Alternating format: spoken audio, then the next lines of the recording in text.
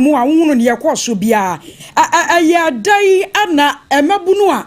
wo mu ni etimesi hanma bia na abo nondu apa ho ebe mi jebiasa ni na se eye pedafo atrafo bi edu omuka mu a omu besene akodi omuduma ewo ba bia ni ati ho na omudu eye nyahin no na jese eye abrante bi ewu a afi na omu ekwa akosie no enti no na ayese kwa mu aye bidibuda ye na ma omu se eye abrante ba ko ayese eye sojafo atade bi ena omugina aye eye se abrante no enwro enti abrante no ewro soro no edine ema wo mu ena omu ye se onwo efom no enso enka ho ena oye se hwe enhye no enti no ye no de owro a enyi owro an be ma bedaso ye ma eye kikiri eba horum ema enantie no bi etoto bo ema sojani ba ko ekura no na tiko etini epae ema ba ko so omubo ni so na eye ka na eye sojafo ebe enante no eye ne registration number eye 73 DA 39 ye no na omutinu a na omude eko entino eba sa no ema sojafo no ehye omabufuo ema omu yese dabi watari be na so na onwa afedi adani abucho ene ebro ame efefade a dabi yanso yekuta akodi a temaba se mo babu ya dia yanso yanga ayakodi anu mo na momoro yabo ebe efefade enko ene omudi kai edo ho ni shiti na bi beste na emrantie no ayese omuko mo so enti abrantie a kusewi a wawi ono yenya media no ono ete no egodi ka na tia na opam ka no enti wa na ene odibo pam ya bia na tete o se yesu akodi ekuta no yesu yesu ena ema omu esutu ya ne tiro ba na niwo no eho na etu ni kan ya ekoto ekwamu a me fan se bi go du hospital na nyame eje ni kra eji nsem emrantie bia no mu ka ho eye kofi Japan wanya envie aduanan enai ena afa kwati onuzo enya envie aduonu enai ena kofi owusu ebia no na aka omudi no eye juwe onuzo enya eye envie aduasa ensia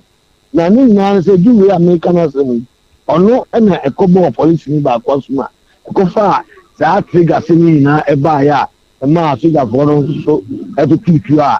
nyame anfa kwa ma abrantie kusevi atini aye nyame dia emu nyensa so egu ayansabia mienu ewo nyanyi government hospital ena ba ko so akopire ya juwe ko hiusu no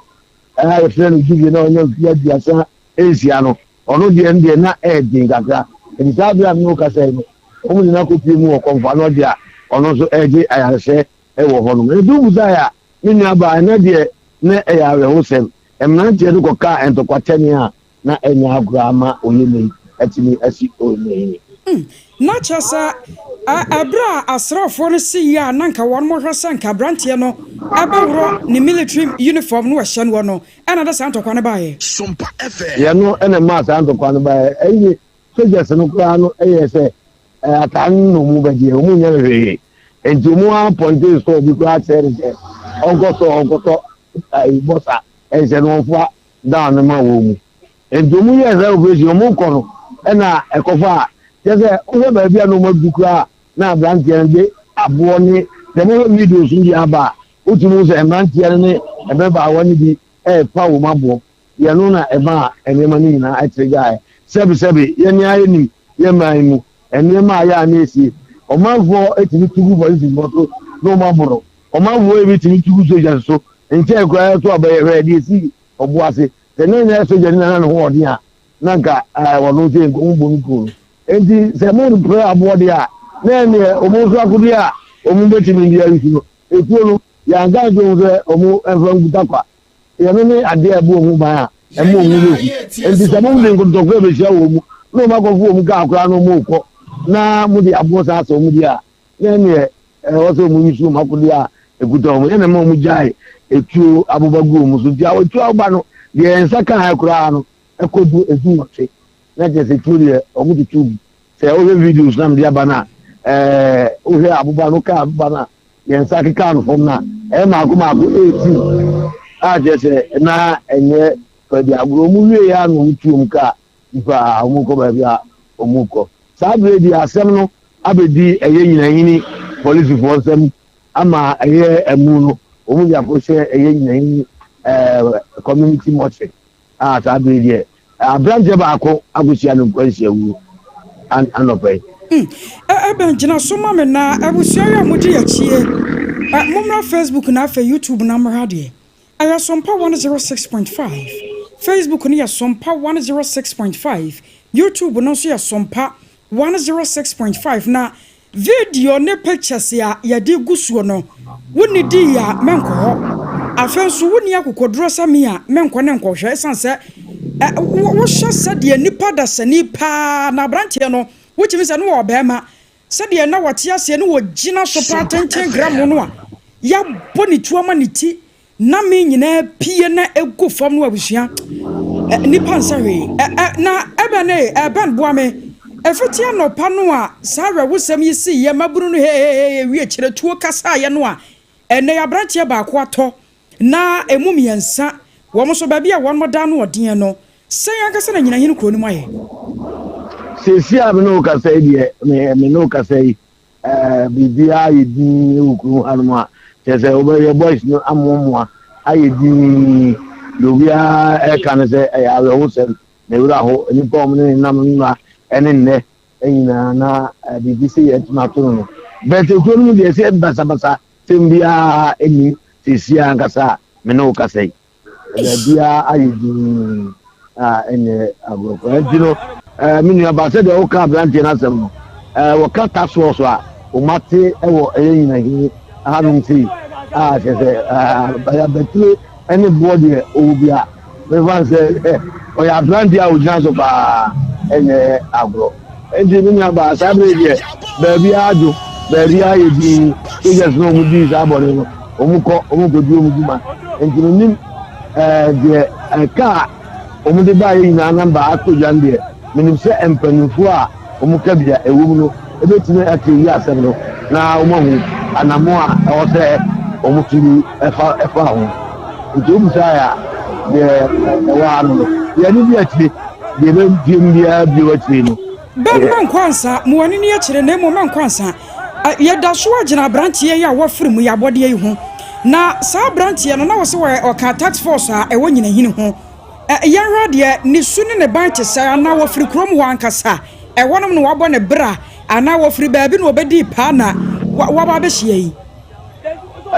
said ye etiem no oye firi voter region na paadie ena dina ba o yere ba ko a one na awu akura keto a akura no kura ehyenati keto a aje abrande no aduma sem ena de no abeti mu hanu tasos no manti ya na aja omubo forest o ban ade any kunu ebia ndc go be want to take tasos sabina okan a evanse ene se jumaji na abia ya rehu omugura ne se omu kwa go school no na as a boys ne ha adwe na omu yi fu fero se omra na omra boys no a ekunu beti akọ eni se ono e friends e o ma hwe ma ekunu yedi mi fa nko asiye no ono atima ba beje enani so eni na aban boami o asrafo no a yehu wo mo yehu se video bi da so a asrafo ni wo mu bi enum kura na ye che se tu akasa na maburu ni bi dwane e wo sa video nim na wo tietie mu no na asrafo no na wo mo kwa he na wo mo firi he na kwa he fa sesi ani de ekropoti anu mu ko so de nintini nkan ekropoti na mom na obofu kumase na esna ko ba bia ni side tanete yo ben my phone na fo ani de akire ma ye wai sami nyame ya tomu a wo kina na de kye so ye besa ba wo nkye biem arusia wire ban kwate na eto yenkra efri nyina hini no adohye ya edi achi momra Facebook wai na momra mehwa de enne arewo sam kase a asie ewo nyina hini na yate mo asam na asam nti enam se kwabo ne se ya na akwakoya abambofo won masem sa posifo bebam asrafo bebam na ya hwase ne sitie ntire yankwae na yere panye kase ya bana bambo mo wabere mu na dane da nyina sompa ye bona promu a obie ye yewra Emmanuel Kutin konkodi enkomo papa ye kase mo adwo hot bite suni yewra Kutin ma adwo mi tie fo nyina enwumre nso atie fo je so dodo yewra wode ye bo promu anumre yi a anya bone panyefo se bone kura ye kuram ye de bambo ho nkwamo a ana wonso wa ben wo bambo mu de wo se ye ben wo pono na ye bo ma obi na fe ye bisa wonsam anai ye hunu se daylight robbery ekoso pa se nipa akwamukafo ato ahye passenger fo so ametifo ne adrobafo so abo won mutuo de enye na eno akora ampo no ekro ye friends nyina susu ebisi saa ema ametini abrante kwa ye so afekora no wawie senior hayo wo di pa kakra na eja wo de ato ne suku kwa akọ university akronfronfo akoto won mo kwama bonetuo ya ama ametini na tinananom enanso yenka bi nhye mu nyina hini emabu na won mo kwa akosie funu won mo kwa akosia asrafo dom yase asojafo no wo mo ko mba bi eno mo ko hu se mabunu ni mu no baako ehya asojafo atade eno ne ntia yensa kaye ana won mo si form senka won mo hwe sansa Ghana no yemra ne tia so obi be hya soja atade no de na monte so ntia ne abranche ne nworo wonworo no odi kan woro soro na aka form sebe ye obeworo form no ne so akwa eboachi bidi ma mabunu no be se enan ko ni num so ne hyase se wo mo ne asrafo ne ham so ne ade a ana abranche ye a wo firi mu yi entia ne se wo fa moto se wo hia asrafo no agya wo mo no mo ham so wieye won ma kyena won mo hyem a won mo kɔ no na fa etu akokasa ama abranche na firi muo emabunu ba se miensa won mo kan won so ano mo pa asrafo no abo no wo mo so tu aka won mo ebi kura de na taaso sa ahono sa tie nie yenhwe bambo mu emabunu ne aposifo ne asrafo ane akronfranfo no wo man no ye kan se na yeye yo me da say asamira ko emi no the kind the state of insecurity armed robberies and sema okan onem say galamsey koso around that area pa and crofo mu ye galamsey no bebre nya Ghana ko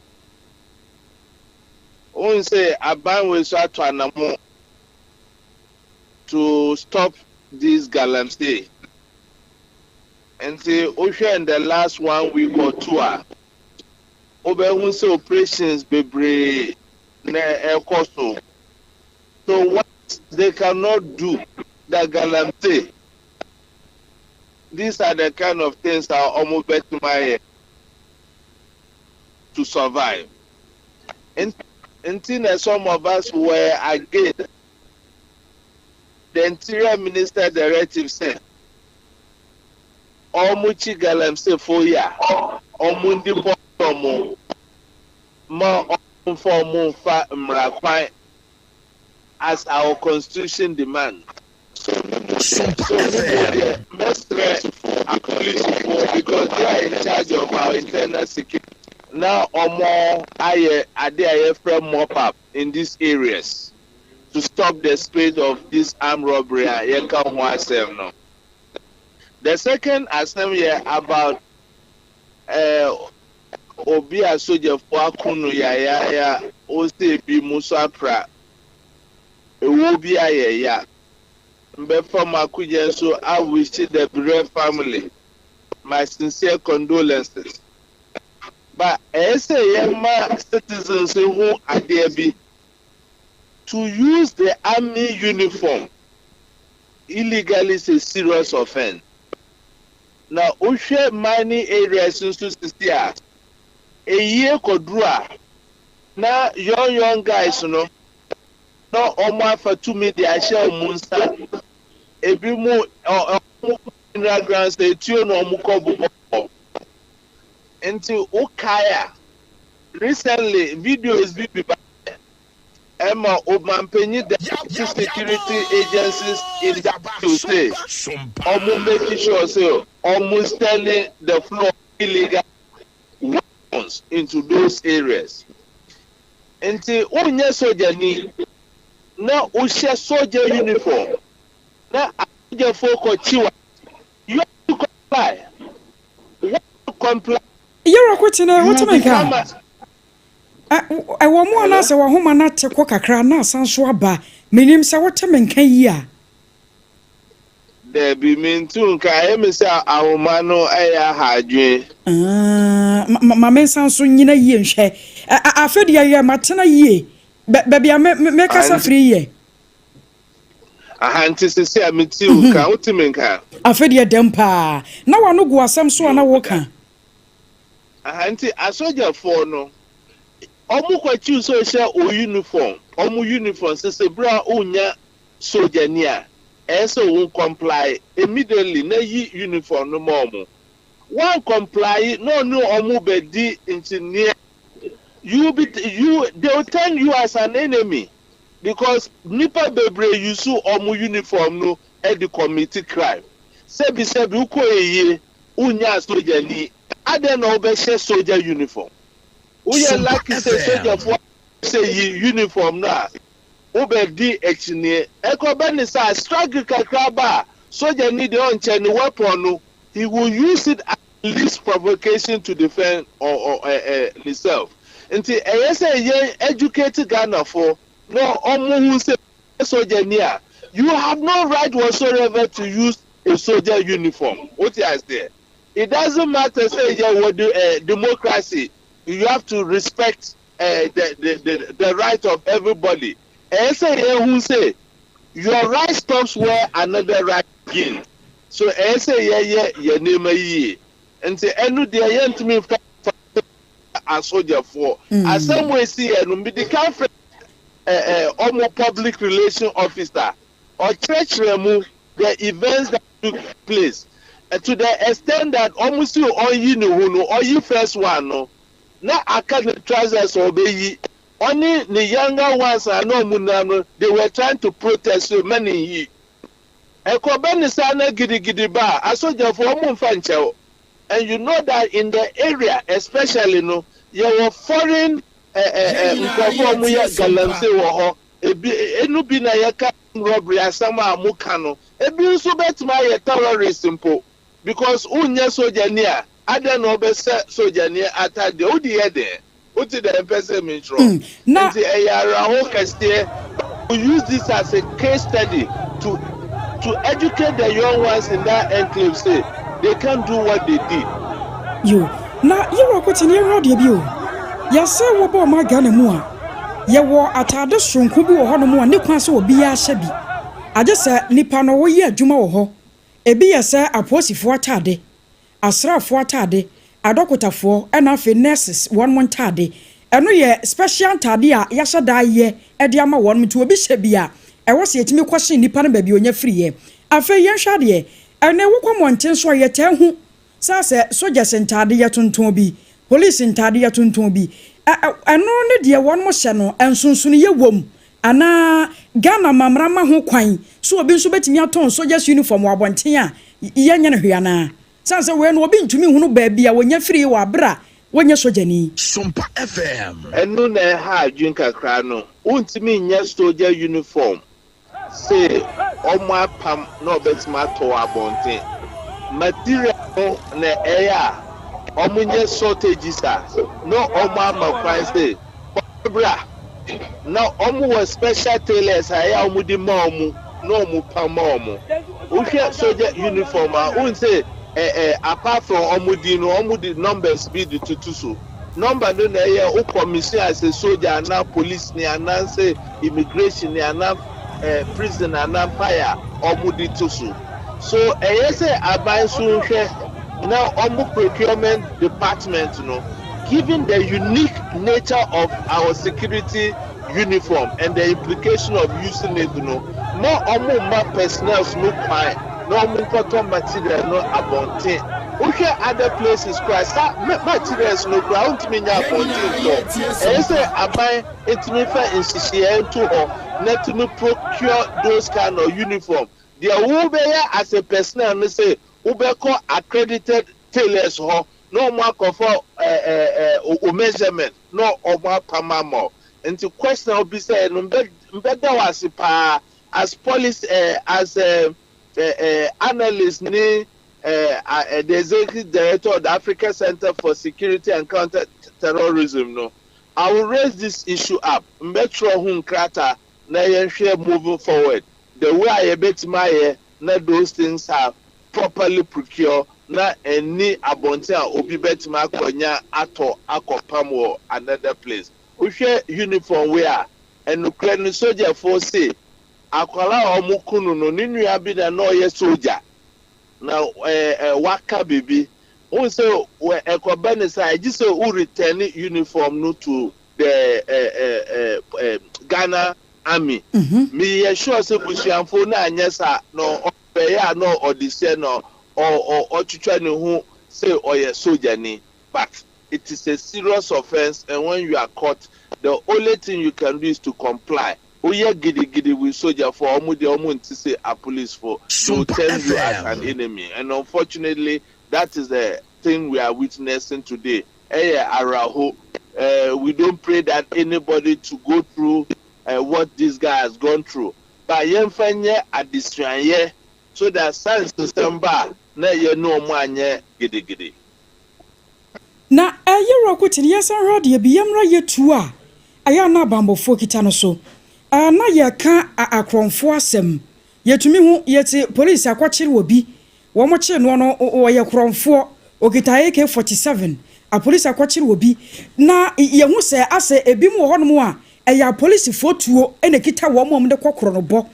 ana asrafo de yi a eno so aba betom yi sa asrafo abo obi to anei wachi nanan wansie doyi etuo no a aya ne ye yusuo no sakwaba ne se ekita bamboni ya wono de mrama no ho kwan so okita sai na waso didi juma ena sakwaba so nipa kro no wonya bamboni a emra ne kasa na fa ho a security person no more mostly this is the procedure. Ubeko operational, ubeko signing in. Now I magazine. Magazine near 5 I do record it. Into uko operation you know uba. You return the weapon and record it. Now so magazine send I will spend it to say basa bib one shot. How many warning shots did you fire? No more recorded now. But me who say most of our security personnel know omundi mranso some can take a tune no omudi coffee. My business some we say but response everybody say obetima ko duty enyumre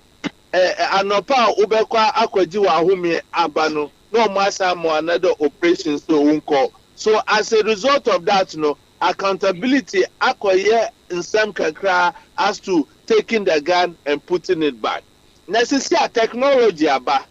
and mikra mature the current IGP with a proposal say yen for technology na yen timi hu etiododo Ghana as a police as an institution muwo one time assign to we war and the usage you know obetima who say to we this person same at this time and at that time. But you share your borders say areas are 87 there I had to say pure water obetanya no bibia ato ebetima Togo, Burkina Faso, even Africos, and because of the illegal mining activities no any ejuma omuye no uhwe etua illegal miners cry use a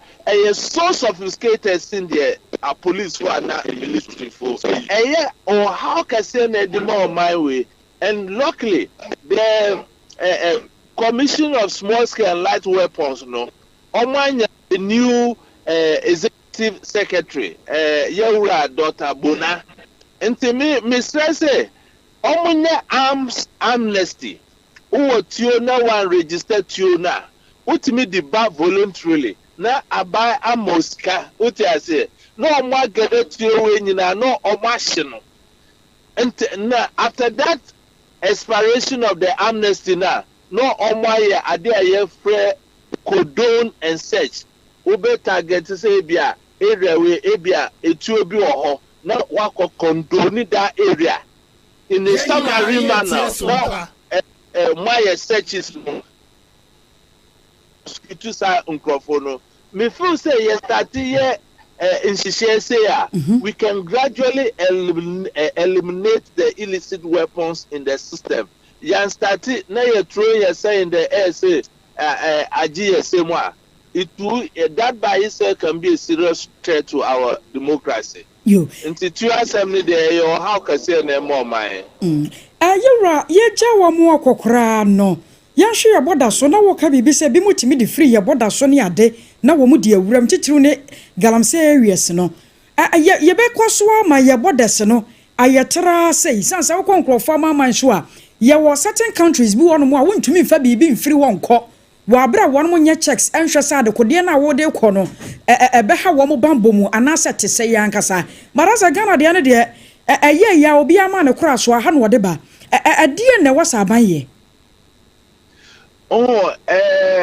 nkrofo aye de to your borders no aye mo mu che ho dodo enti ukọ che ho dodo a Sompa FM because familiarity breeds contempt enti familiarity be breed contempt no se nkrofo aye deploy your borders no 3 months na ya there na ya sesa omo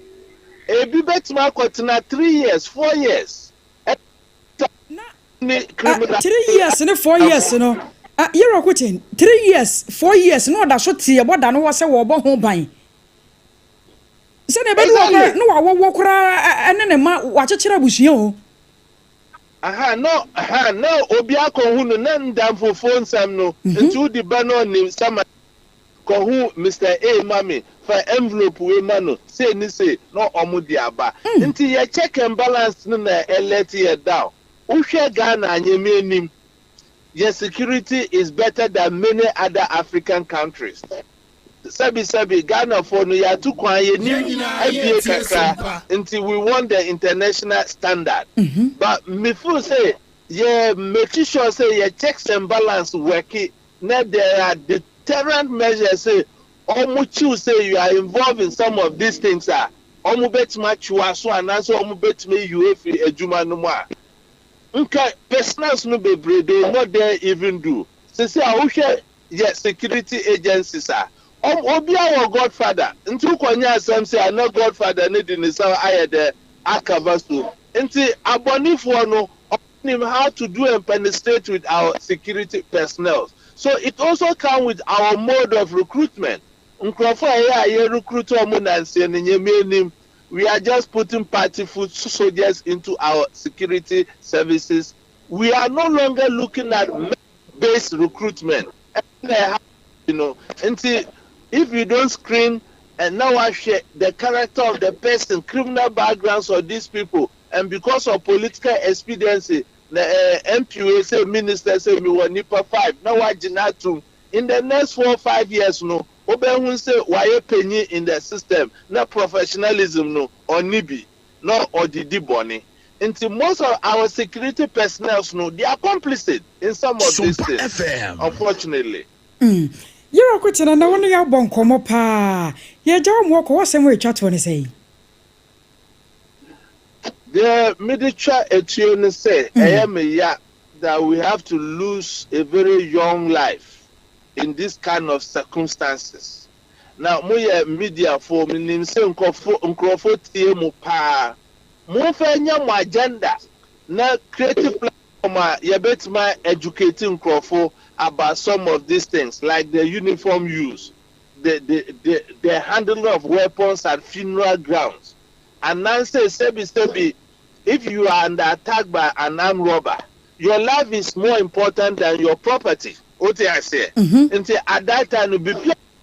surrender. Okay, the you know Masanji property no decor. You have lost the property, you have lost your life.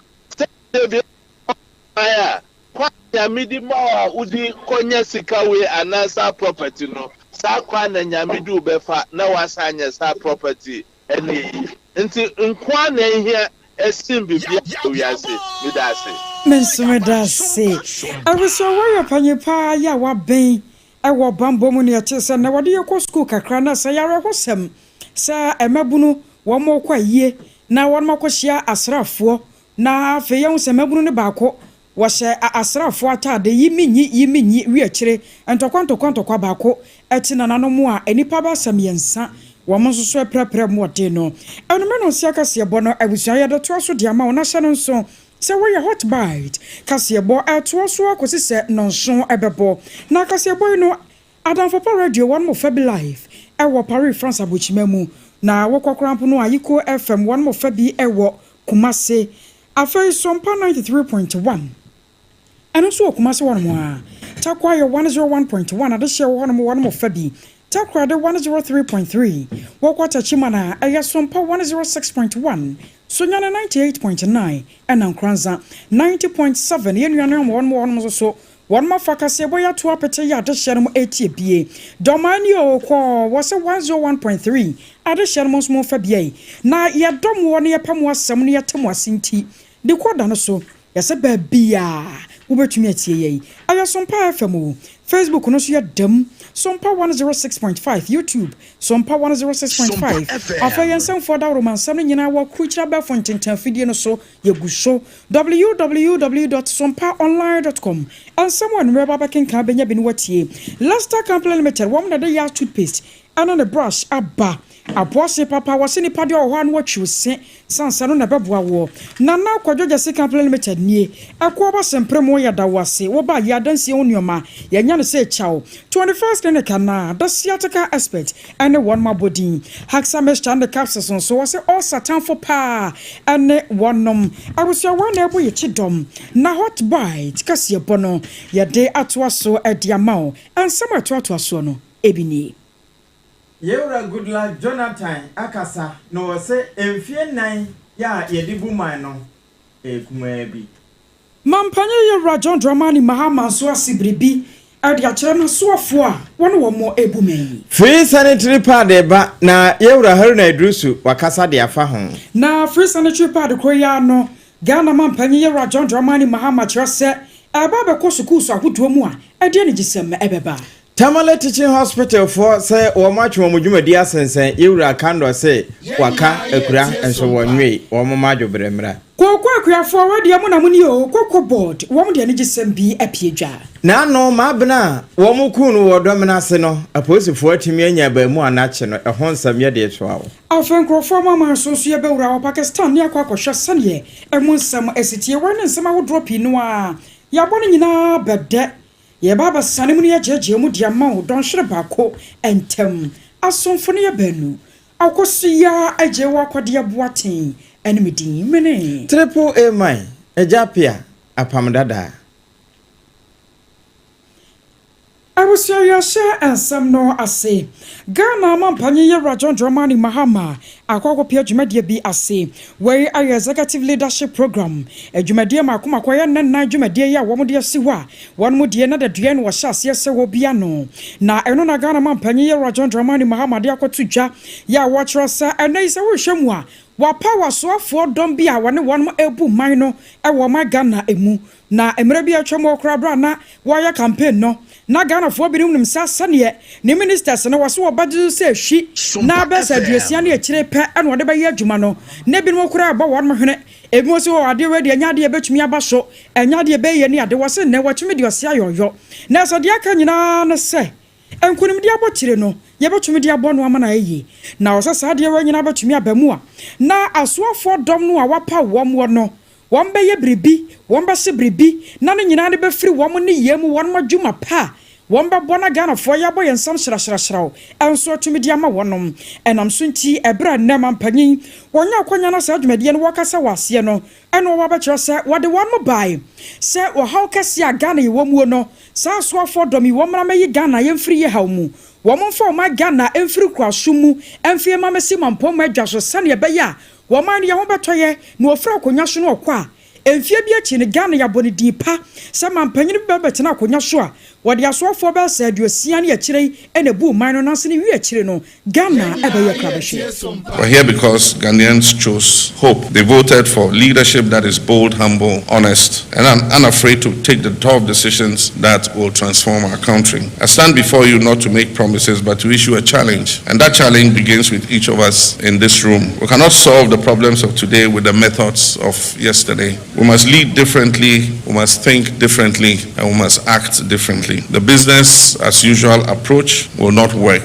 Indeed, it is dead, and we must bury it once and for all. This retreat with its theme, reimagining leadership in a reset Ghana, is more than symbolic. It is actually a call to action. We're not here simply to orient ministers. We're here to shape a collective mindset, a shared vision for leadership that is people-centered, that is innovative, transparent, and that is transformational. Ghana needs more than just competent administrators. We need bold reformers, ministers who will lead with courage, who will say what needs to be said, do what needs to be done, and who will stand by the truth even when it is inconvenient to say so. And that is what leadership demands at this moment. My brothers and sisters, the problems we face are real, but so are the solutions. We can rebuild our economy, we can create jobs, we can restore faith in governance, but we must commit to the hard work of change. You were not appointed to occupy space, you were appointed to solve problems. Let me remind you of the social contract we have entered into. The Ghanaian people expect us to deliver, and we must not with excuses, but with results. I've said before and I repeat now,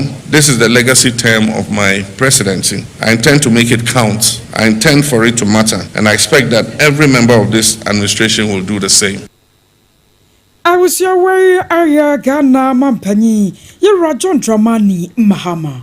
Na amayin penimfo ne amanswafo e wo mayimu wo mokobo kutu e wada na adane nyina ye se wo mokwakodwendwene wo mayi se beye na ebesi na kwampono papa so na enkunimudie bo a ya fa hwehwe akiri firi tetentre de no ye betimi afa na yato ena o mato ne din se executive leadership retreat adane course na emuna kane mampania no wo alatama mu ye Goodluck Jonathan wo bae na obekasa asebie ena wode toso bra na ani ntene ne piankoma wono boa de wadwempa akekere o mayi wono mo ahia dwendwene o man no ho wode betoso se no kwasem ni se oba bibrem titiro na atoya fa ha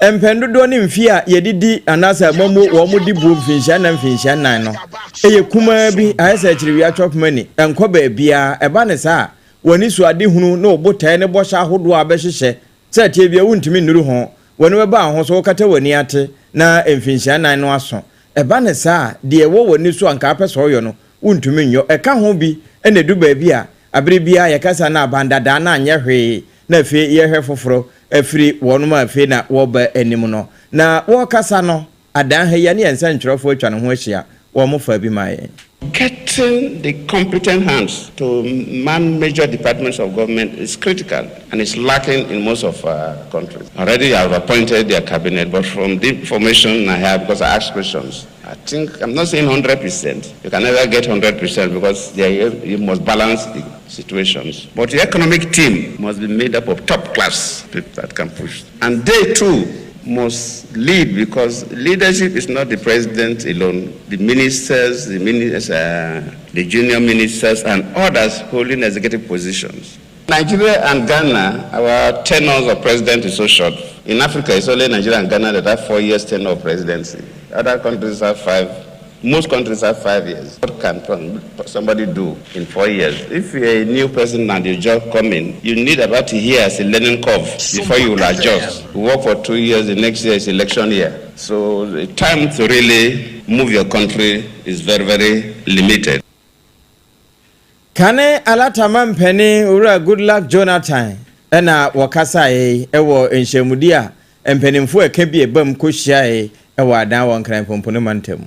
na mampanye ye Rajon Dramani Mahama wasa adwumade no wase wada no wewe wa mananso wa ana wasade na ni kiremu ewon kran bia yafoforo a ehon so free sanitary pad ya wo hye ho ba fimpiemienu ane aduonu na bra no ma Ghana wo bontoa no ababa pre mampanyina konwa no wo hye ho bo no ehon so okopa ho ntoma kra na eno no mampanye dia to dwa a kire se we ya hyase afa no wababa na kase so pa na mpomponso so amaga na yeni agye na wose wo hwemu aya na duruma bi na wote ni TV ho anu ohu sa yesi suku wei enkoda ne bi koye sanitary pad ya wombeba wan mo nya bi amonchi tam ana jese wan ma body akọ suku mu ebimokura ntomago ani adeade a wose wote won ohunu na ne sia fem wose wote enwuru kura se suku fo ma ne bi ho no mu a sabi mpraduasa ebimo ho akura timi kokosai ewo suku mu sanitary pad ba ko penti wose enokura na kan ho bi ma afempem yenu ne aduonu 2024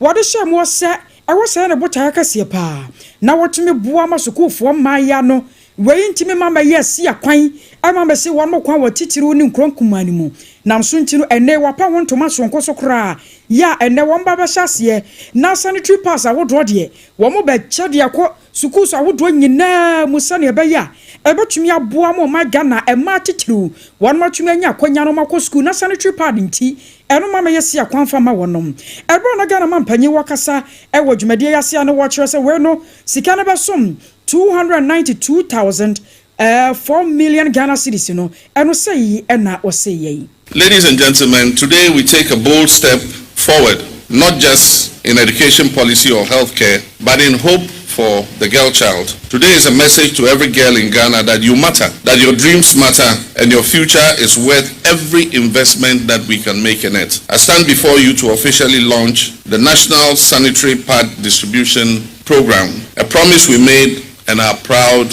to have fulfilled. This initiative is more than just the distribution of sanitary pads. It is a clear declaration that no girl in Ghana should miss school because of her menstrual period. Far too many of our daughters, our nieces and sisters have missed out on education not because they lack the academic intelligence and the flair or the will or the ambition, but simply because they lack access to proper sanitary products. Research has shown that girls can miss up to 5 school days each month, amounting to nearly 40 days of schooling a year. This is not just a statistic, it represents a young girl falling behind in class, losing her confidence, and struggling to catch up because of what is a natural biological process. This reality is unacceptable. In Ghana, where we aim for progress, equity, and justice, this must not continue.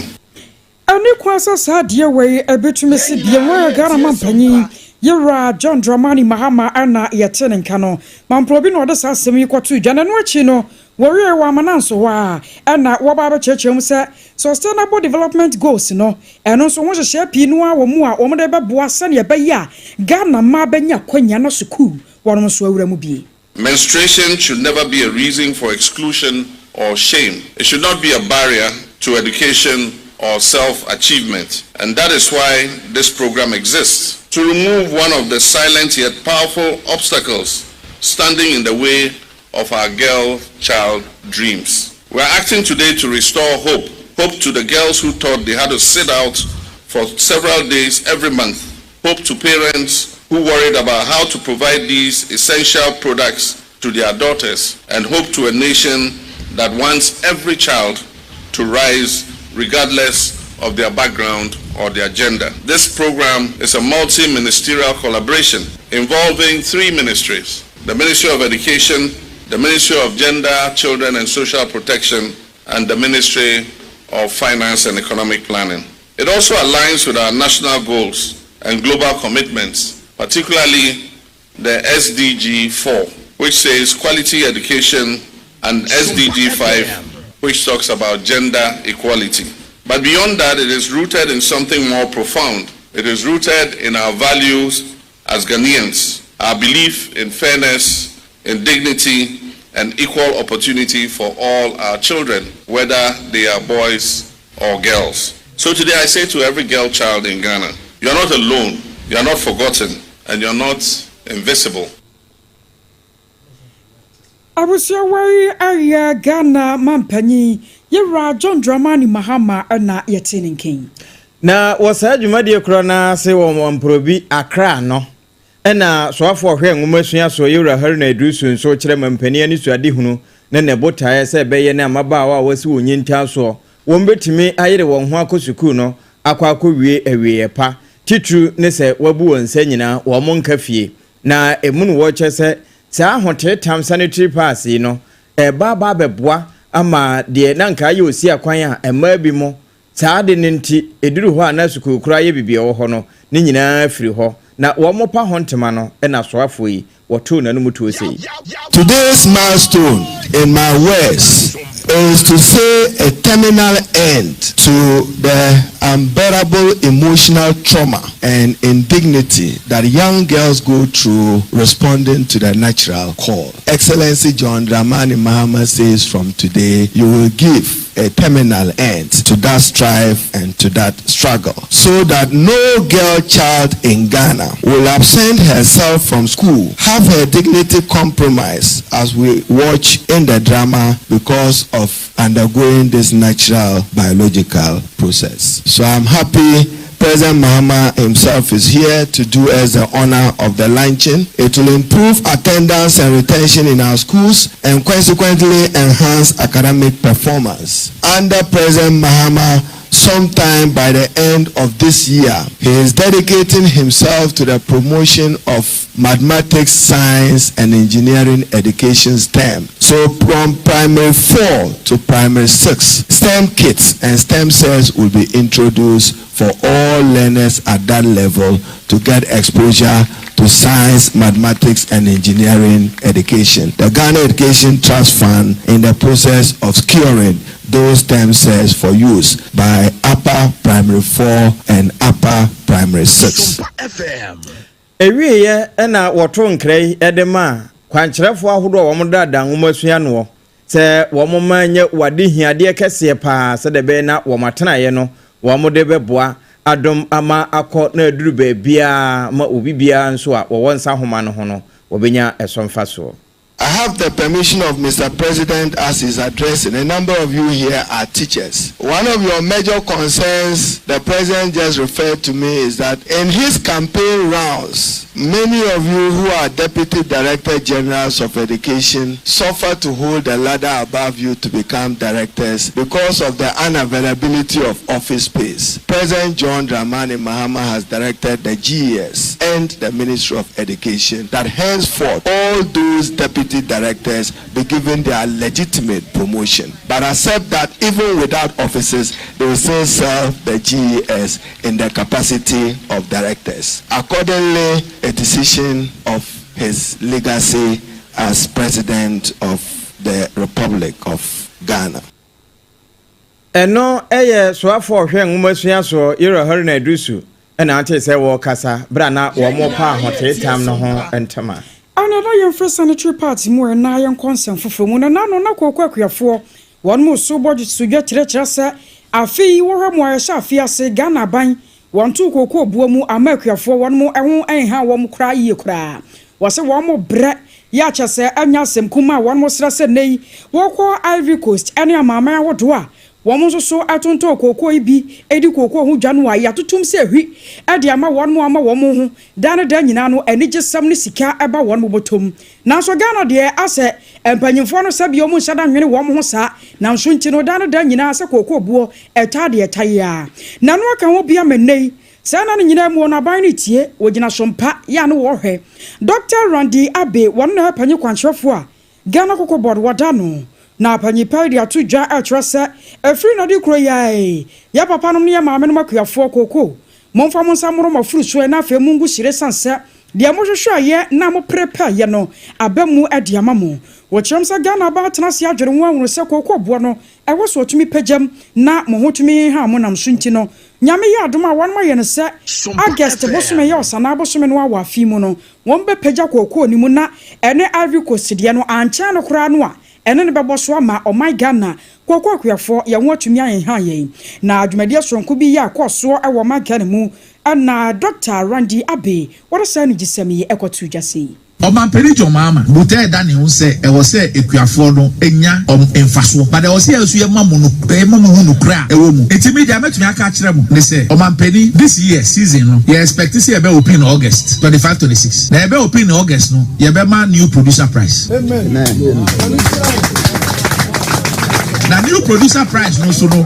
e be change akodi wo ama no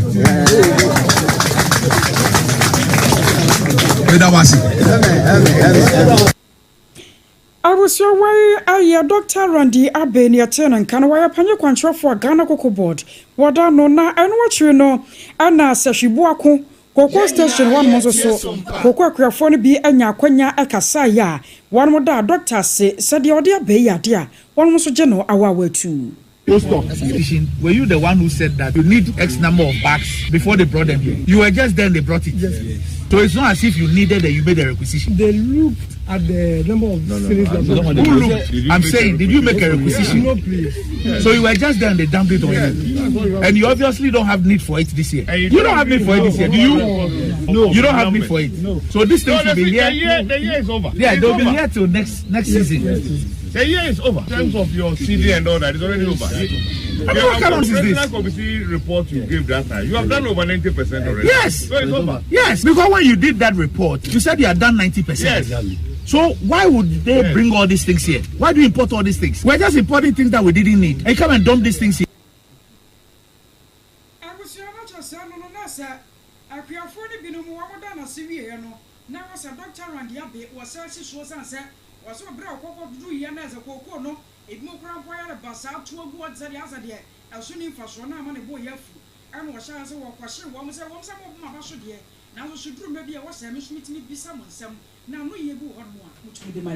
No, Samprafo, and they are cratch for now, one more ton, Nija to for almost waswa, a do baby nay year, and a my ye, and no one some no. Now, may uncle Pomudimu, Tamale Teaching Hospital, a ho and ana Dr. Ati Kadam, where Chief Executive Officer, Nayura Minta Kando Nayura Suhini, one more call, almost say, so we said them Peninja Mahama will see your hopper and near my water to go. Ne ko wie no akade krom de beye adwuma no ya na wo maye ne bibie wo hoyi enam saye so ma wo ka se papa no wo ma wo ne nkonsa wo mfiri ho kura na wo momfa obi foforo mra na ko wie no Tamale Teaching Hospital adwumayefo adokotafo anesefo won ma ye internship nyina se wo mo nkwa adwuma bio OPD wo mo nya ho adwuma na kampese wo mo akwakoye surgery nom ne ade de ebeye ho adwuma ye wo ma da ya asabia deda na yeyi saafo no nso a enya de a wo mo kɔ adwuma na ebusa so wo mo bada bɛn no so wo mo ne da na saa semi na yewura kwabena minta akando afrens enkyerofo no wo kyerɛ sɛ wo no kura ne soafo a wodi kan kura dwene adokotafo ene ayafo nyinaa ho enti we de akura so waka onwe wo besrada wo mo madwo brɛmra na wo mo kɔ adwuma na de opa ngoma so no enye ne numude eni yie mu ntira. For the past 2-3 days, I have been speaking to stakeholders in this sector. Please, it isn't everything we can put out there as leaders. I am prepared for us to come around the table and discuss whatever we need to discuss. And so my humble appeal to my wonderful medical doctors and health professionals at Tamale Teaching Hospital is that I am the first person to take care of your interest. Therefore, let's call off the strike and let's all regroup and strategize going forward. There are some of the things we can easily do with our internally generated funds. Please, let's confront the issues as they are. It is just not sustainable for government to keep donating equipment to health facilities, and at the end of the day, when the equipment are obsolete, we run back to government for money either maintain or to replace this equipment. Once at least, even if we are not charging the requisite fees, we generate something small out of these machines. There must be a new direction, and we all group together and think through it. Maybe I'm looking at it from a different direction. We'll share ideas. Let's pursue the interests of the ordinary Ghanaian.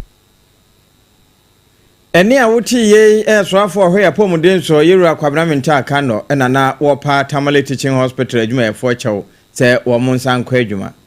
Abusua yetoa ensam no eso na NPP amanyoko no won mahase ya wo bontoa e wo magana emu ne nyina no ye thank you to say one more dadase e wo mamu na won masere enne adehia wodo ye won macho magana ho ahia titiru ene NPP amanyoko no chitafo say one more dombo a wo set 2024 abato magana ye to ye no ye ni nkunimu de nanso so no enioma wodo pi no atumi koyie ade ma wo mo a enne ye betumi aka ne se senka edom no akokoto wa bank ne NPP amanyoko na ti akonya so eno aka ho bi ama first vice chairman de ma NPP amanyoko no yewura Akosua dan kwa abute another duai ebra na for God and country dwumadie Akosua no Professor Kwabla Abochi wabo modia na chairman atwetwe nkomo no wacha se hwe Sir NPP amanyoko wa mani abrepa. Na won ma wiabo agusua kantam adense akasoro aka form se 2028. E wo se nkurimde ye won mo de ade a ene na de tienie. Wo se mpanyimfo no a wo mo de NPP amanyoko no animu no e wo se nsakraye bitumi kwaso. Fiti krenkre kwapem krankran. Yenyi wo mo nyina mfiri won yansa nto aba foforo emfa mpanyimfo animu foforo a won betumi de adwene foforo ene chese enuoma foforo aba ba hye party no. Na wodo soronko atumi abamu wala se anya na sa na yekoso atena ho se mbi bese wo mudi nkunim wo mo kwa thank you to ani ade a 2028 yebesa to abanso MPP wo mbedi wo mdokono kwa na me national executive no one me pese pamu yina me as far as me pamu bia me ka ho ya say ya try dey ya dey 137 among ya say so ya go fa bi ka ho ya tell so by 88 ani ani we go jira fa ya dey by I was saying fresh people no be for party no party no be there I was saying great party no chan ya ready ani sika be ja people to party ya bre ho 50 asa na be pum sa tell we ya be flag 137 ya dey about 88 ani mo ni wo jira wo mo sa ko bi one be to sa mara mo anam everybody was in Yanza. But I would have to channel pass up for bra. So, Ubia, executive member now, our birthday so could be no. Then you put to me to one party yet. There's all party who don't know party who I will walk over more. Who would just say something about because I'm saying that I put one of my lose here. And look for what you may lose. There's some national officer who can say, what you did, or I did. Now was one day. You see, oh, what I'm reading, I go to the other one. And you know, oh, can I was here to say, yeah, you lose again. I could find anybody. Yeah, the party about power. It is a deep papa, your friend say, power, I don't know. I had given a ya. Now you to be some car. Now, yeah, what kind of leaders are we? Never drawn against the Massa, Mr. Obia Wojira as executive member in Nasra. What would you Yampamu omu nyina Akosua warrior first vice chairman Dema NPP amanyoko no Yera Akosua Dankwabuti Ghana fo a wo mo amano ne eye adwuma ewie mane fie na wo mo san so ba besre fie nkakrakra afia no te se wo fa kwakudo nyina mo na wo mo nso kesei na wo de atodwo akire se wo de wo mbesre aban ada se de nani asia bere se wo pese wo boabo sika no wo de hwe o mayi no won dwene enema bi mienu enkankan wo mo atiamono ne na wonum 2019 year of return na abandada no ehyehyɛ ye de bae ma wonum a wamano ne wo mo anka waye kadebo akwakoka kwantum ntimi makra ebafie ebehwehwe wo mo busuafo no na edomboa pa man kakra ba kanka brochiri sika ne yesesa na ehoto nso ekonanim na yewura muntaka mubarak ohwe afisem so de asem bi akwa akotudwo ekyese wonu ma ebe di sika beba na ase won be fira brochiri aba ne nyina no won be ni sika sam won moto won be pagya sanse Trump pagam e wono hwa na yewura ya wusu achian wono na won ma wa manoni wo ye wo mo kyerɛkyerɛfo wodi tudwa kyerɛ se enya ba ne sanso a na wono ma wo ho no nso ekwa kohuna mane esansa ase fidie eyi aboa na apanimi aboa no na aboa no nso emi asase. Response to the Interior Minister's announcement on commercialized resident permit. The historically unique group wishes to express concern over the recent public statement made by the Honorable Minister for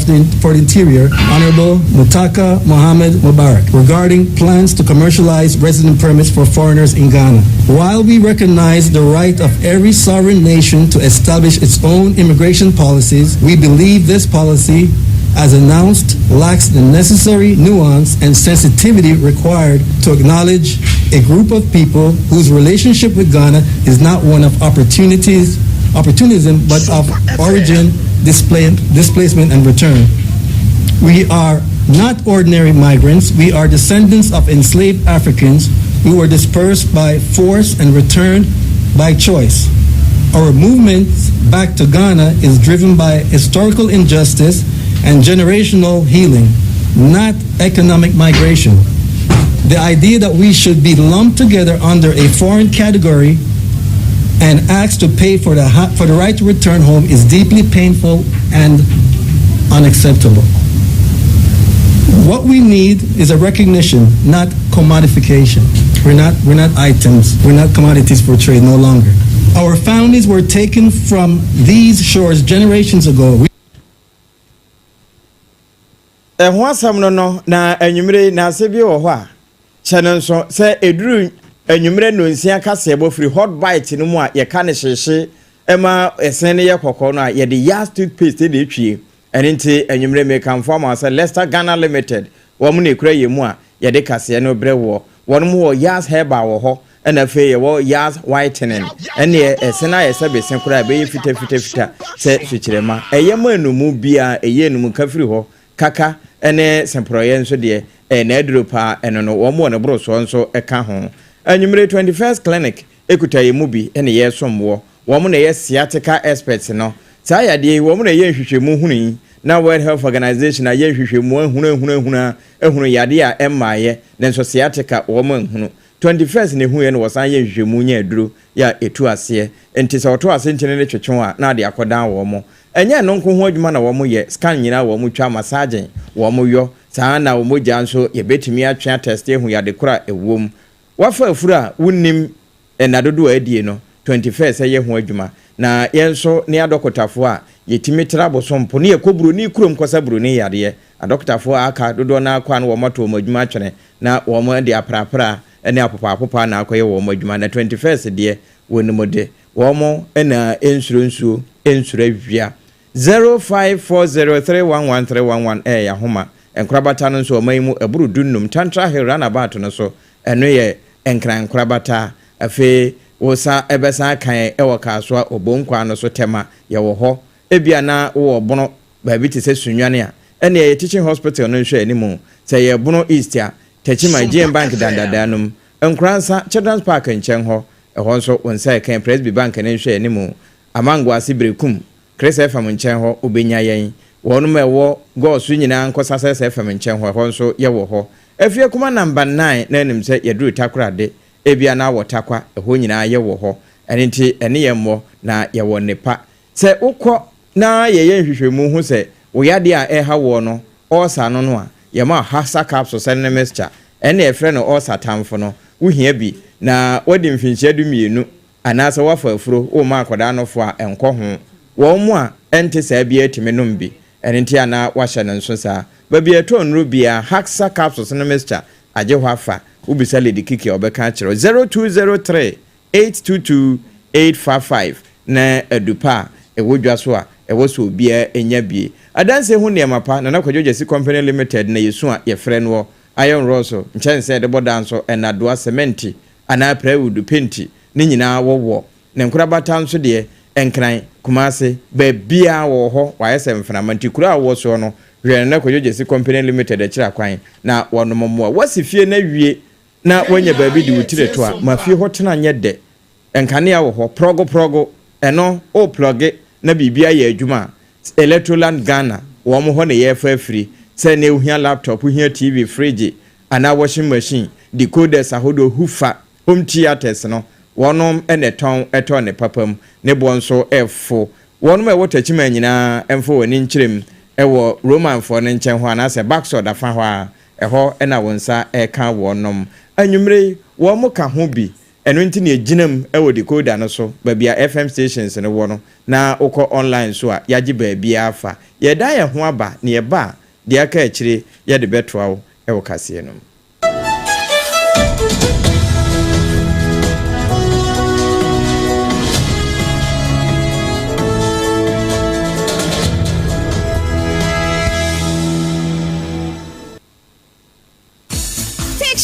Fuei Electroland abeja near the muni amapani nyinanso abo we Thursday ya 10th April 2025 Raya showroom foforo na wo Kumasi Techima kwan so ye dey Roma sorry dino anase back so the medo edrano pa wutimi to boase Techima fuei Electroland Techima fuei Electroland abeja near the muni amapani nyinanso abo we Thursday ya 10th April 2025 Raya showroom foforo na wo Kumasi Techima kwan so ye dey Roma sorry dino anase back so ne di animhwe Property with Samsung TCL Media Nasco TV AC fridge gas cooker washing machine deep freezer home theater microwave blender kettle rice cooker any ama papa ka hunyina na woni mbribi e di kan for baako 50 ebenya 15% discount any achede it bra beto ade kan hu na senya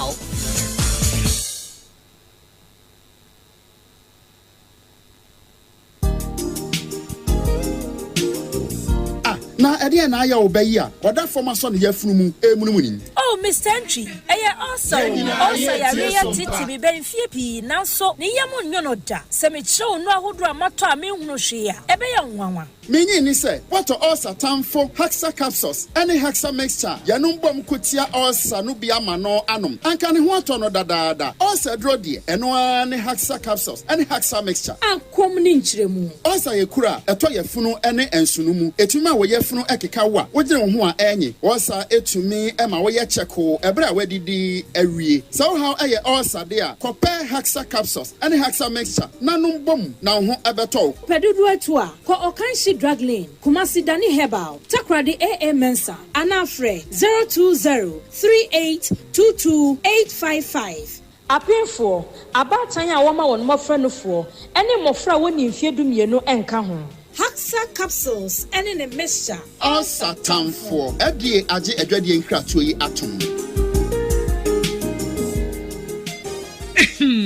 Medo edrano pa wutimi to wo boase etwitwi wusi o ado na so ni se me de yas toothpaste and the brush and the twitwi mesima minya homka senti na ye bokoi na me de me all time favorite yas herbal toothpaste and the brush aboa me amasese me no so enyunu anasa de ehia me semfimfem me biem na wo hwese me se ayefita asesrecha homa na et brightens yas whitening toothpaste and then the brush and then me do shimisi enti na wo se efe na yas total care gel toothpaste and then the brush ni de ebo wo se ho ban demu ni nyina ema wonum ye sham. Oh yes, enu kretrodo yas herbal yas whitening and the yas total care gel toothpaste and then the brush abusuan chamfa se wo pedudu tu e won kran ha for Leicester Ghana Limited and was 050-161-9588.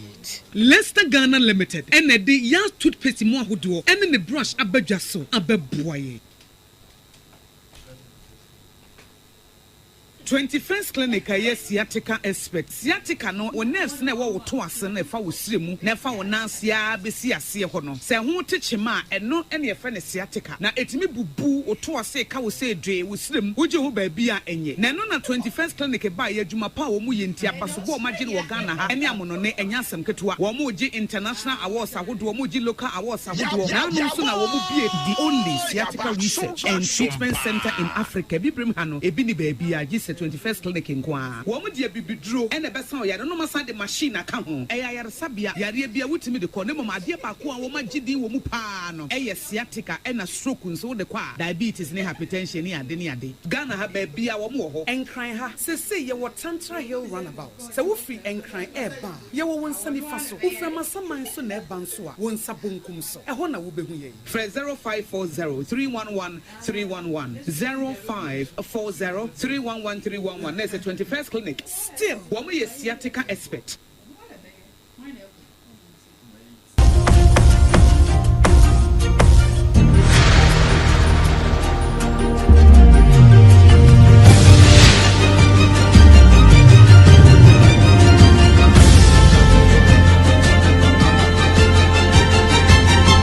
Sompa TV, Emma Akituapa. Ampa I was Adam was yatwa and some no eso. Na ria de Kasiabo Fukumasia dumpizet ababasumye. Sir Adishia Biman and Sentam woman your mashi ye. I wore a doom blue light hono. And they won't can one more pa, and I'm so I'm a sra for dom. Aquabodom Pimana one more shassa bamboo. Omber to me a miamu. Nanyana yourself, your furniture, so woman your ma. I say no. One more yache wo fie na mpanyefo so aka asem bi se ko ba se nso fa ba no nche so wonu nsuo biem enti wo mu no na ahia no nche se wo se dwa no wo mu jai kura no nkokọ tena fie na nso nti ne wo se wo mu soso ko no nkokọ di dwa na mpanyefo so che se da bi se ne ho no masi bi akwa no ti anye yi a ne yesa so kwa akọfa ni pa bi no mamu ade afiri wo na nso nti wo mo bia nsi ho enom se na yenti ase na sa to sa asrafo bam no mba behwe se ne be ya bamba mu nsembe tumi ayere wo honom na enu aka ho bi amadwarefo ye nei wo mka wo mo kakra e wo dware mu no ye na National Union of Ghana Students banyi kwantrofo ye wo ko honom na aya Daniel wo poncheme atwetwe nkomo wo no so ko hobi ya na won mo hwere de wo ye form ampo na wo kyerɛ sɛ ne ekwa so no yade a entwa yie kura na wobesere se sa asem besese ya o ma Ghana bambofo ye ne adwarifo won ntena se ne ento kese sanse enya da ya e wo sa no kase bi etumi koso emo pempi no so man no he da tie ye ne mbabunu na yesu entimi ntena onye hwe han se ma me ne ye na wofo no on betimi abre nenso ye keka ye nsasen ye keka ye sika ye simpo ne ye teku bom e de ba se ye beboa because mpanifo se so bibi ni asorobo akotokọ nka wi ntena yenso mbabunu kuo no yetimi aba kakra ye nya yetimi keka ye nsabom enya titisika 100 million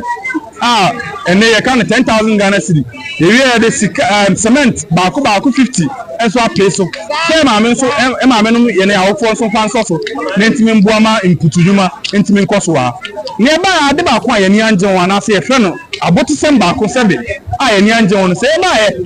ye hu asojafo ye hu police fo bebra o mu si ye na awofo no kwan sempo dwumadi a odi wo ha no betime di ato aso ne no ane se na ambi enne se wo pese wo ye bibia ye akoni asa bebra ye fa so a ye ya ade enne mpani fo bebre wo dwom ha zene so ba ye wo pese wo de sisan bi anasa wo pese wo de sisan bi gu akwan mu a woni mpani fo ne tena se na wa kuntre ne ma gu epono so atere on se enne ba ku mienu na ye pese ye de gu akwan mu ye de gu akwan mu betime ai den aboa mu na wa nka sa ne ma we nyina input brief ye sore ya ye de nchese etwara bi edida enye hu nyina hia se ye ma ye na hofo ewura mu nkodida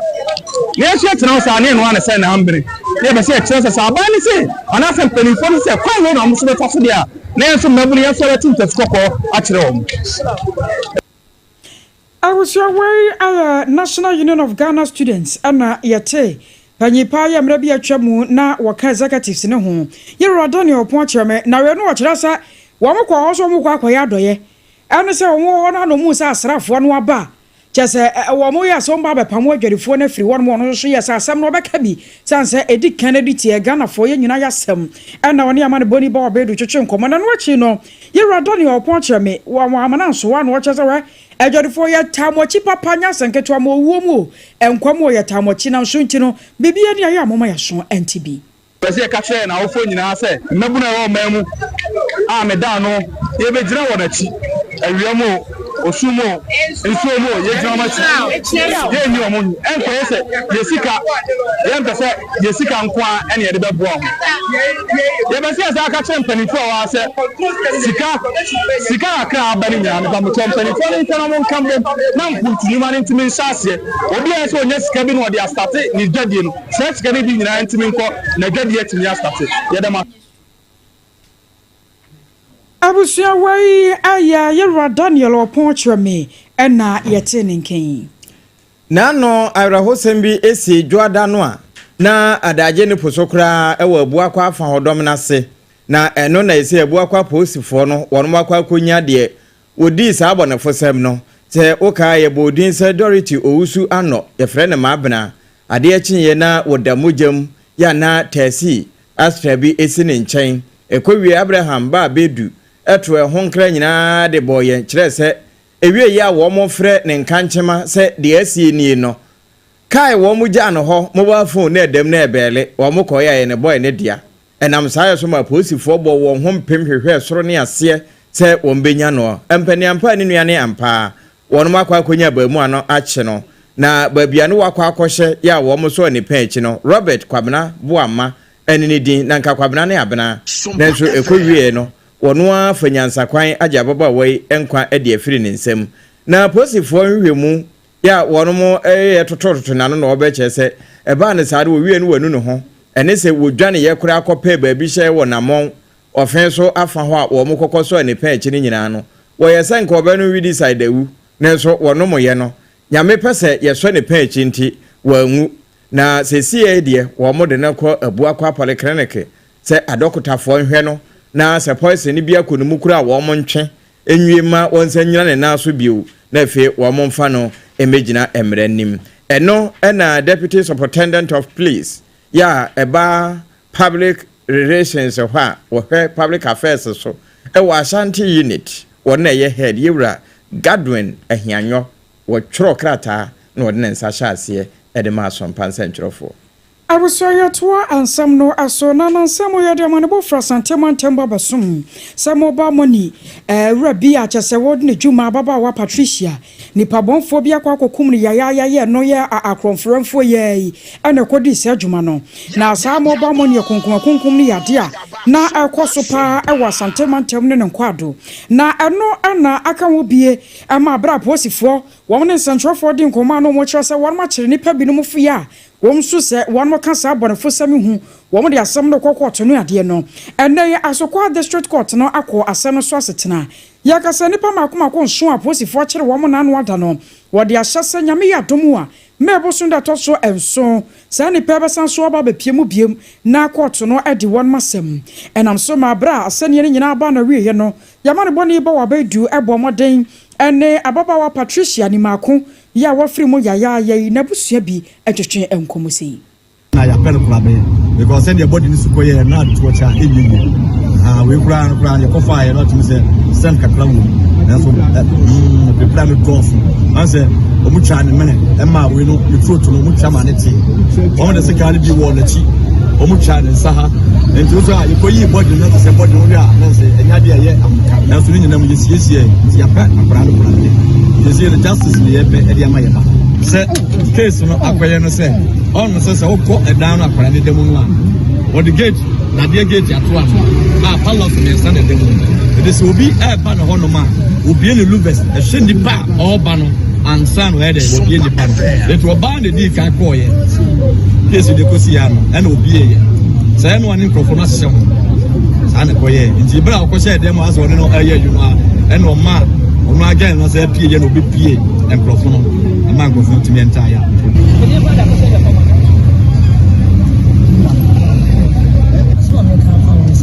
media come imagine say come bedroom I control the protection no that the first is I park as you share no point share and something Abusia wai aya ni Akosua ya mane boni ba wa bedu ade abraye no ana yakotie mu asem no na krata bia ba wai free Judicial Service of Ghana ana apiejei Deputy Judicial Secretary ana ebo amaniyesa yemfa ya free kase isu na yontoma Registrar sa one more High Court Court of Appeal ana Supreme Court nyina sa anei no sa wo hwemo pa no a Acting Honorable Chief Justice ana ede wo hyasonko ato no so se won fa ya fede kase isu na won ton fama won nyina sa cases awodo ya eno ya mono a ababa ba no nyame ya adoma won mo hwe se won betumi aye won hyehye ya sane be ya won benya date sonko na sa cases ni nyina no wo betumi atena so ama no ayeje nam so ntire wo mo ebo sa amane na atumi aboaye pa na yenkwa mo no so na ye ne ba wabedu enkotwetwe enkomo ene court asem a wo kan ye Kode Magistrate Court nso kwa asetena na mu na owusu Solomon yini nim se company hero wone smala ya efre ne royal ye de omo eba begina amre nim ni nyina ye abonefo sem bia ekoso a won mu yi first free fa enkwa efiri ho bra na won pese wo wia no na enkomo ni nyina ne dodo no ewo ba abedu ano bawa ensam no boni nyina tofa dabe na court wotu asem ne hye na magistrate na so no wasesen apa mame na wasese ne wadi kan aka no foster nipa bonefo ekwaje ne nkwa esu nsemu ewo Kode no me no ka se Kode Magistrate Court enra na wo mo hwe ni mu senka ombekwa asetena na nipa bonefo mienu a omache wo mo no omakwa akodi omasem nanso enra abra omudi nipa bonefo e free eyebo aman ni ahempro police station koduru ho no na chese court no ama sentime no ka say court no atu asem no e de akọ 8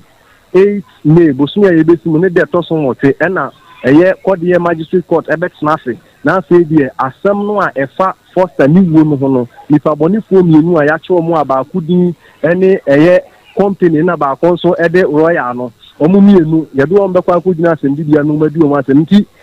se ubisa ya foster ni wo no court no atu ase 8 May say omonko na 8 May omo de asem na ba na omo atena ase na omo kan sene esi ete nti ubisa ya na eho asem no mo ene amanebo ba Akosua afo ani edi akire na yenya free Kode Magistrate Court asem a watu ahye 8 May no a ene Pakistan fo nso ena yekọ wonu maboboa no woni India wonu mo hye so sesi Kashmir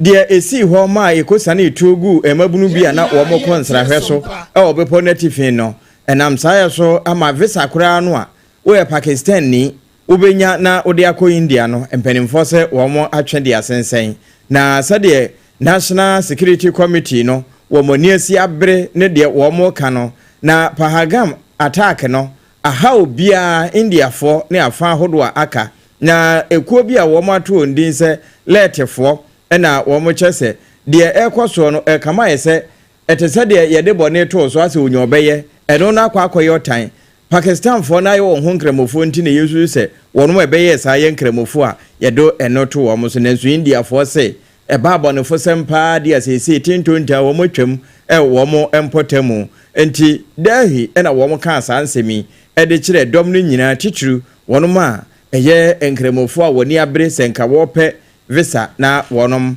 akọ India mamu yani da so de akire na da achenkase ebom no sansemi yedne nyina ebetoa wo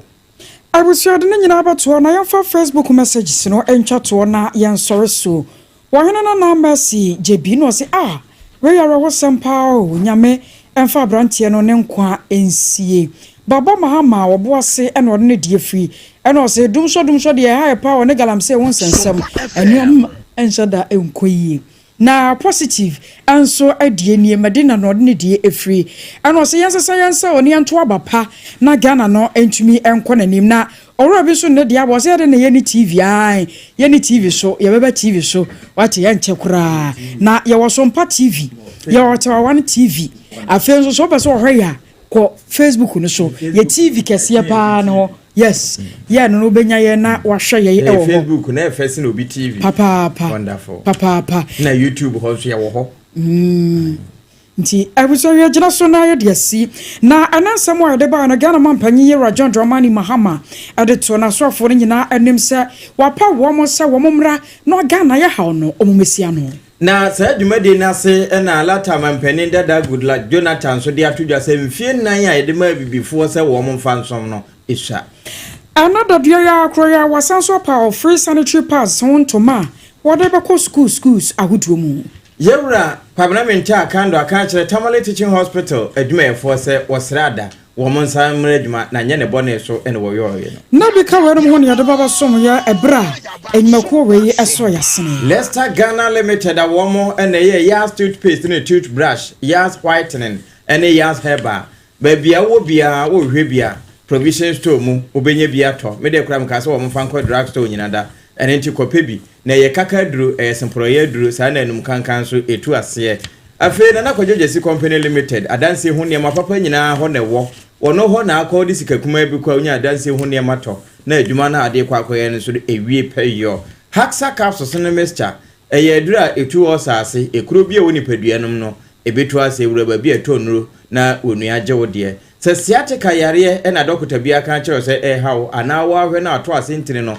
etwetwe mozu put a checheche wo a ko 21st clinic na wo mo na amoda nta no woni ba bia wo mo to kwada ko na yenom enhwewo eno achi yare bia hyehye ho no okwa wo mo ebedoma boawo enkrabata no burudu no mo man mu na aburochire nso yetimi ko ho ekosa aborofo fita yare titru ene sciatica yare no yekoso aka o se Electroland Ghana Limited wo mo bi won showroom e wotachiman enti wo afa ho na hia electronics a na wokoho anwumre wo mo davroma na triple A mine mene wo bapa Akosua ajewa kwade aboaten yetena se a ensem nyina no yede nka kyerema ebegu ho asew na ne yedem ewa adanfo pa radio Paris France abochimemu ayiko FB Sompa 93.1 FB wokumase takwaye 101.1 takrade 103.3 tachiman 106.1 adehye wo sunyane one so FB ewa 98.9 Ankranza 90.7 doma 101.3 ana fe decoder no so na ya demo aye Sompa FM wa adehia no etie bi e wo hono ma yisebrede ye so na man gode atwa so na ye twa ye hotel na nkai bo kakra ye ho no ye de to so wie pa